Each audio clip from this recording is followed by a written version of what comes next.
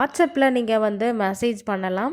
ஸ்க்ரீனில் தெரிகிற வாட்ஸ்அப் நம்பருக்கு மெசேஜ் பண்ணாலும் நான் உங்களுக்கு டைரெக்டாக போஸ்ட் ஆஃபீஸ் மூலமாக கொரியர் அனுப்புவேன்.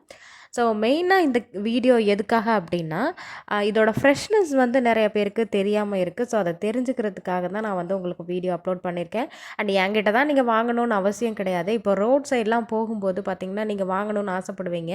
ஸோ அந்த மாதிரி டயத்தில் இந்த வீடியோ வந்து உங்களுக்கு யூஸ்ஃபுல்லாக இருக்கும் இல்லையா? ஸோ அதுக்காக தான்.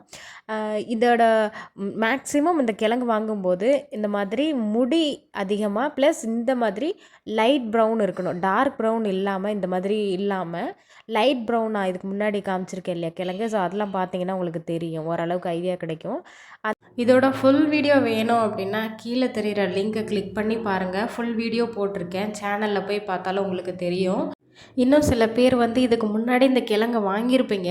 பட் அதை செய்கிறதுக்கு உங்களுக்கு டைம் கிடைக்காம அந்த கிழங்கு வீணாக போயிருக்கும்.